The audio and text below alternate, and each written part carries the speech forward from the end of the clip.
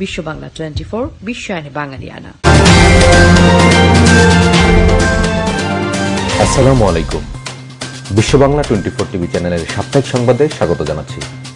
সংবাদের শুরুতেই জানিয়ে দিচ্ছি শিরোনামগুলো।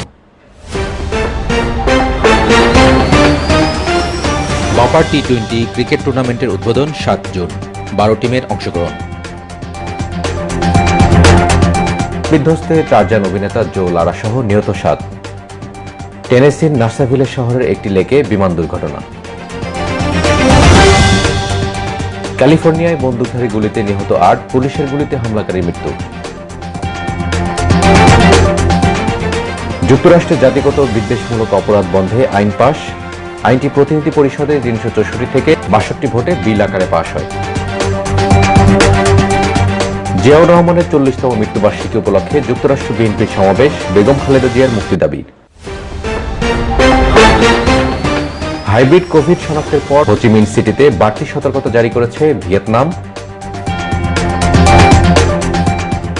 করোনার ধাক্কা সামলে 16 জুলাই খুলছে প্যারিসের আইফেল টাওয়ার, বন্ধ ছিল দীর্ঘ 7 মাস। নাইজেরিয়ায় 2 শতাধিক শিশু শিক্ষার্থীকে অপহরণ, মুক্তিপণ আদায়ের জন্য অপহরণের ঘটনাটি ঘটতে পারে বলে ধারণা।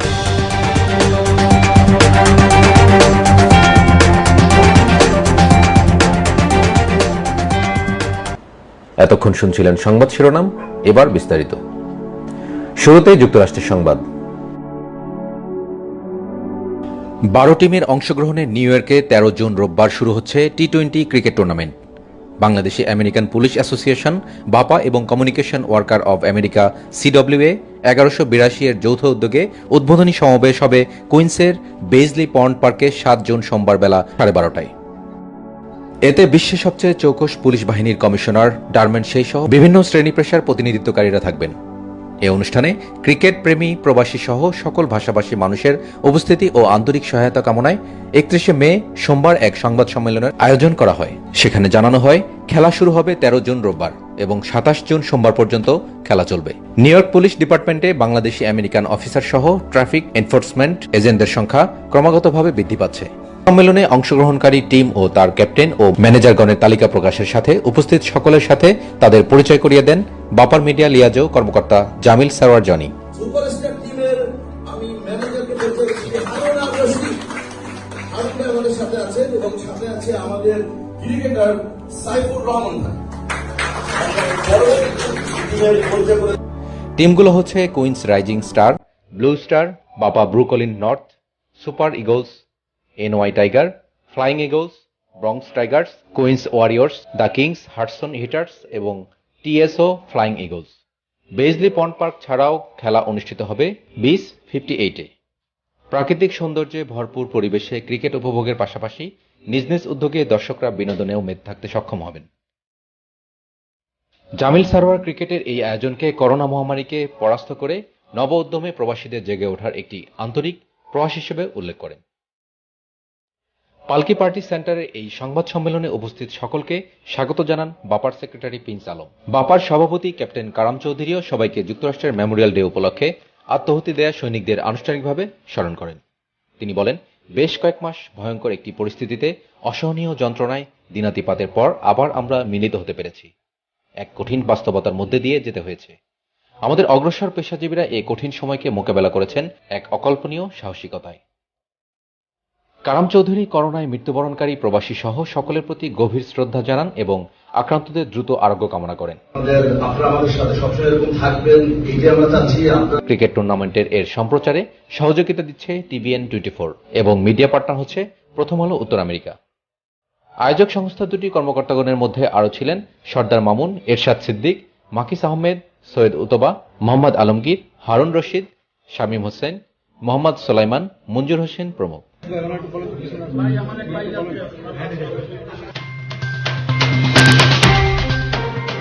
বিমান দুর্ঘটনায় জনপ্রিয় টিভি সিরিজ টারজানের অভিনেতা জো লারা ও তার স্ত্রী 7 জন নিহত হয়েছেন।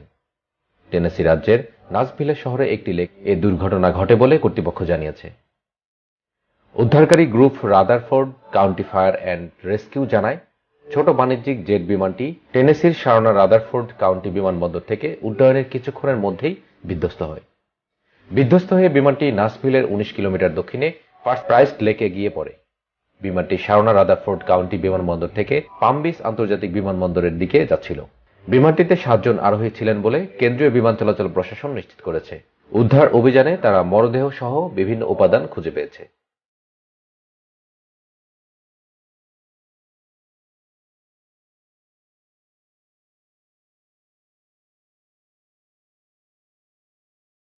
আধা কিলোমিটার ব্যাপী ধ্বংসাবশেষ পড়েছিল বলে জানায় তারা। অন্ধকারের মধ্যেও উদ্ধার কাজ চলে এবং সোমবার সকালে তা শেষ হয়। দুর্ঘটনায় নিহত জো লারা ১৯৮৯ সালের টিভি সিনেমা টারজান ম্যানহাটনে অভিনয় করেন। এরপর তিনি TV series Tarzan the Epic Adventures এ অভিনয় করেন। ১৯৯৬ থেকে ১৯৯৭ সালে এটি প্রচারিত হয়। ক্যালিফোর্নিয়ায় এক বন্দুকধারী গুলিতে ৮ ব্যক্তি নিহত হয়েছেন, আহত হয়েছেন আরও কয়েকজন। বুধবার সকাল 6:45টার দিকে রাজ্যের সান্তা ক্লারা কাউন্টির সানহেসে শহরের একটি রেল ইয়ার্ডে এক বন্দুক হামলার ঘটনা ঘটে। পরে নিরাপত্তা বাহিনীর গুলিতে বন্দুকধারীও নিহত হয়। সান্তা ক্লারা কাউন্টির শেরিফের কার্যালয়ের কর্মকর্তারা জানিয়েছেন, নিহত ব্যক্তিদের মধ্যে রেল কর্মীরাও রয়েছেন। আর ওই বন্দুকধারী ছিলেন তাদের সাবেক সহকর্মী। তবে সে কেন এমন ঘটনা ঘটালো তাৎক্ষণিকভাবে সেটি জানা যায়নি। তার সহিংসতার অতীত ইতিহাসের বিষয়েও কিছু জানা যায়নি। বন্দুক হামলায় আহতদের মধ্যে কয়েকজনের অবস্থা গুরুতর, তাদের চিকিৎসা চলছে। এই ঘটনা নিয়ে সাংবাদিকদের সঙ্গে কথা বলেছেন সানহেসে শহরের মেয়র স্যাম লাইকার্ডো। তিনি বলেন, আমাদের শহরের জন্য এটি একটি ভয়াবহ দিন। আর কখনো যেন এ ধরনের ঘটনার পুনরাবৃত্তি না ঘটে সে ব্যাপারে কর্তৃপক্ষ সচেষ্ট থাকবে। রেলওয়ের প্রেসিডেন্ট জানান, বন্দুক হামলাটি হয়েছে রেল ইয়ার্ডে, অপারেশনস কন্ট্রোল সেন্টারে নয়। বন্দুক হামলার পরপরই ঘটনাস্থল এলাকায় সড়ক ও রেল যোগাযোগ বন্ধ করে দেওয়া হয়। পুরো ঘটনার বিশদ তদন্তের ঘোষণা দিয়েছেন ক্যালিফোর্নিয়ার গভর্নর গেভিন। জিয়াউর রহমানের 40তম মৃত্যুবার্ষিকী উপলক্ষে যুক্তরাষ্ট্র বিএনপির সমাবেশে সংগঠনের অন্যতম প্রতিষ্ঠাতা এবং মূলধারার রাজনীতি আক্তার হোসেন বাদল অভিযোগ করেছেন, বেগম খালেদা জিয়াকে মুক্ত করার লক্ষ্যে দুর্বার আন্দোলন রচনা সম্ভব হচ্ছে না, দলে ঘাপটি মেরে থাকা সরকারের দালালদের কারণে। নিউইয়র্ক থেকে ওয়াশিংটন থেকে আমাদের সুপ্রিম কোর্ট থেকে চেকমেন্ট যেতে দরকার। এন্ড আই প্রমিস ইউ, আমাদের নেত্রী মুক্ত না হওয়া পর্যন্ত আমি আপনাদের সাথে আছি, আপনাদের সাথে থাকবো, এটাই আমার আজকের অঙ্গীকার।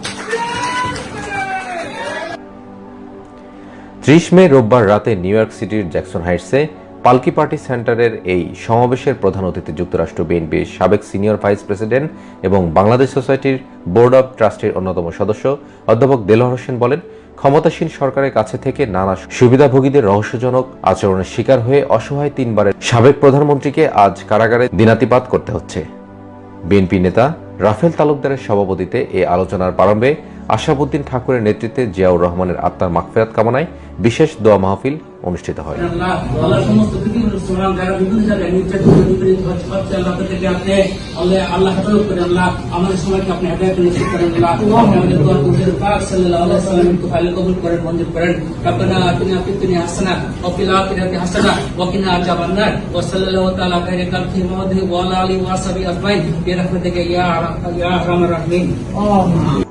বিপুল সংখ্যক নেতাকর্মীর এ সমাবেশে বিএনপির প্রতিষ্ঠাতা চেয়ারম্যান প্রয়াত রাষ্ট্রপতি জিয়াউর রহমানের জীবনকর্ম নিয়ে বিস্তারিত আলোচনায় আরও অংশ নেন বিএনপি নেতা মোহাম্মদ বশির, অধ্যাপক রফিকুল ইসলাম, বীর মুক্তিযোদ্ধা মশিউর রহমান, নূর ইসলাম বর্ষণ, মাইনুদ্দিন মেহেদি, এস.এম. আলাউদ্দিন, ইকবাল হায়দার, ইমরান শাহরন, দেলোয়ার হোসেন শিপন, নুরুল ইসলাম খসরু, শাওন বাবলা, এস.এম. শফি, জামাল হোসেন, হুমায়ুন কবির, আব্দুস সালিক জাকির, গোলাম এম হায়দার মুকুট এবং এ.কে.এম. রফিকুল ইসলাম ডালিম।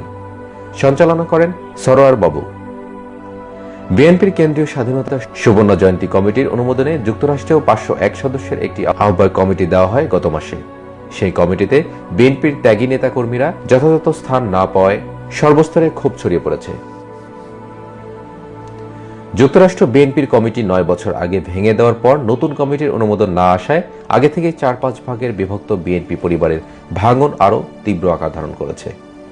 জিয়ার মৃত্যুবার্ষিকী উদযাপনে পরস্পর বিরোধী 8টি কর্মসূচি ঘোষণা করা হয়।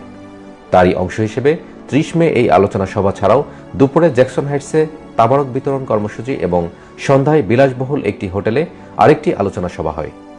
29 মে অপরাহ্নে জ্যাকসন হাইটসে ডাইভার্সিটি প্লাজায় দোয়া মাহফিল ছাড়াও জিয়ার জীবনকর্ম নিয়ে আলোচনায় অংশ নেন বিএনপির কেন্দ্রীয় কমিটির সদস্য ও জাসাসের সেক্রেটারি চিত্রনায়ক হেলাল খান।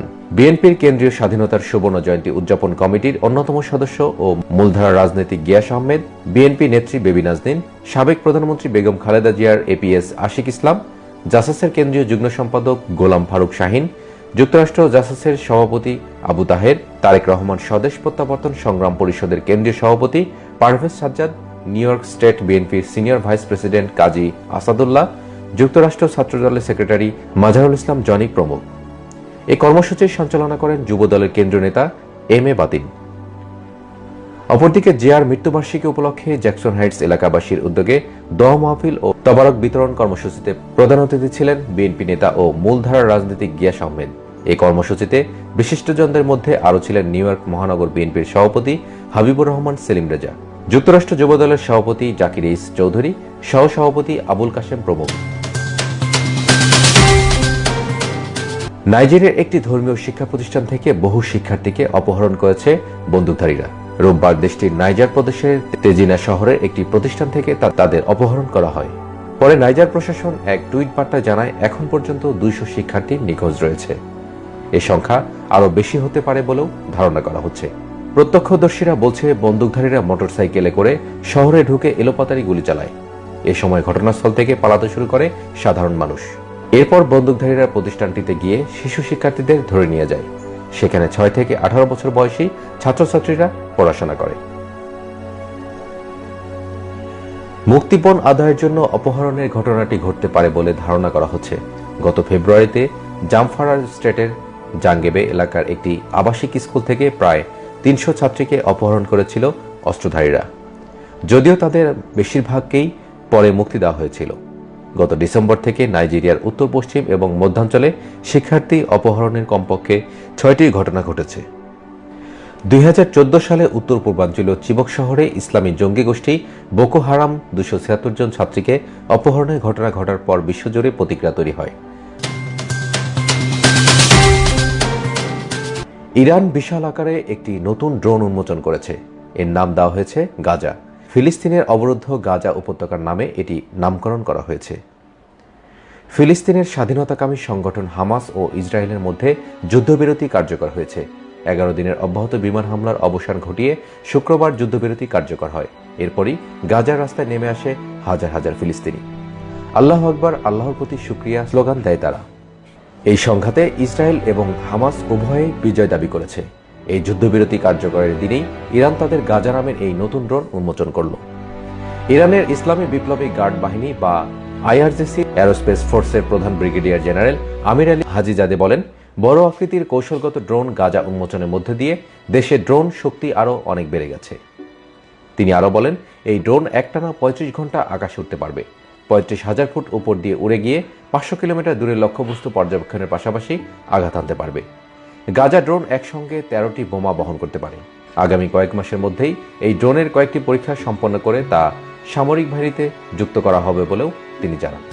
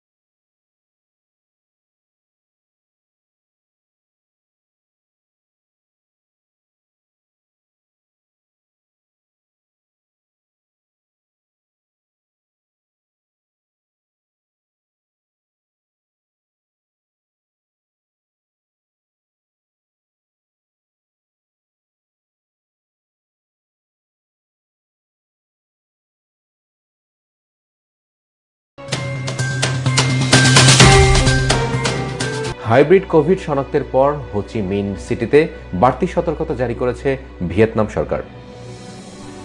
বসবাসকারী 1,30,00,000 মানুষকে করোনা টেস্টের আওতায় উদ্যোগ নেওয়া হয়েছে। একই সঙ্গে নাগরিকদের সামাজিক দূরত্ব মানাতে বিধিনিষেধ আনা হয়েছে আরও কড়াকড়ি। হাইব্রিড কোভিড যেন ছড়াতে না পারে সেজন্য নেওয়া হয়েছে এসব উদ্যোগ। ভিয়েতনাম কর্তৃপক্ষ বলছে 31 মে থেকে আগামী 15 দিন পর্যন্ত কঠোরভাবে মানতে হবে সামাজিক দূরত্বের বিষয়টি। বন্ধ করে দেওয়া হয়েছে দোকানপাট ও সব ধরনের রেস্টুরেন্ট। স্থগিত রাখা হয়েছে ধর্মীয় যে কোনো বড় অনুষ্ঠান।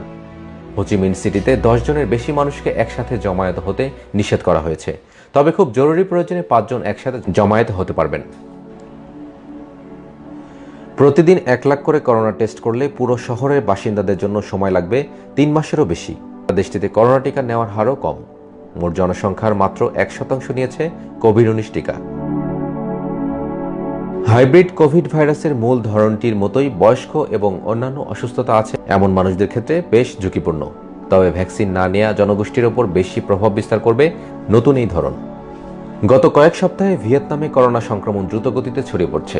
এখন পর্যন্ত দেশটিতে 6,700-র বেশি মানুষ করোনায় আক্রান্ত হয়েছে।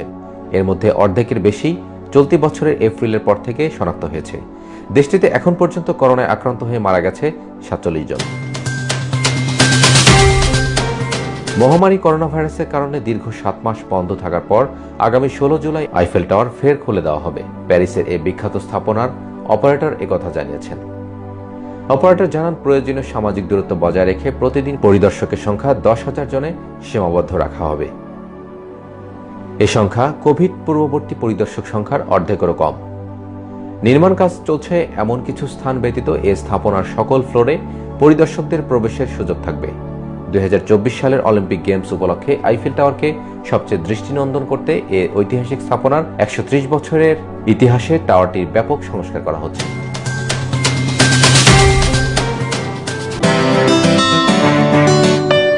এবার বিশেষ সংবাদ।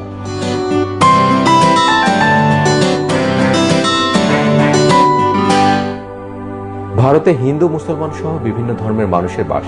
প্রায়ই দেশটিতে ধর্মীয় সহিংসতার খবর পাওয়া যায়, তবে হিন্দু মুসলিম আন্তঃধর্মীয় সম্প্রীতির কথাও উঠে আসে প্রায়ই। বিশেষ করে এই করোনা মহামারীতে অনেকেই ধর্মীয় ভেদাভেদ ভুলে একে অপরের পাশে দাঁড়াচ্ছেন। সর্বশেষ এমনটি একটি ঘটনা ঘটেছে কেরালার একটি হাসপাতালে। কেরালার পলক্করের পতম্বীর সেবানা হসপিটাল অ্যান্ড রিসার্চ সেন্টারে ভর্তি হয়েছিলেন করোনায় আক্রান্ত এক মুসলিম নারী। ওই হাসপাতালেরই চিকিৎসক রেখা কৃষ্ণা, তিনি ওই নারীর চিকিৎসা করছিলেন।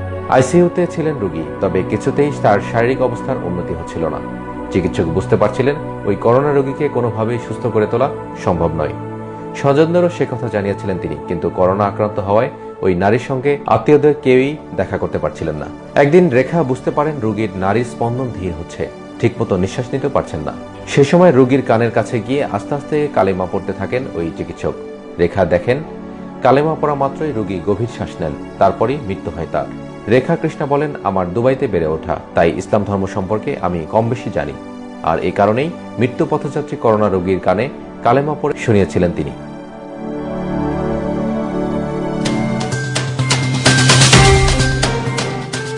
এই ছিল আজকের মতো বিশ্ব বাংলা 24 টিভি চ্যানেলের সাপ্তাহিক সংবাদ। এতক্ষণ সাথে থাকার জন্য ধন্যবাদ। সবাইকে আরও একবার বিশ্ব বাংলা 24 দেখার আমন্ত্রণ জানিয়ে শেষ করছি এখনকার সংবাদ আয়োজন। করোনা ভাইরাস থেকে বাঁচতে স্বাস্থ্যবিধিগুলো মেনে চলুন, নিরাপদ ও সুস্থ থাকুন। আল্লাহ হাফেজ।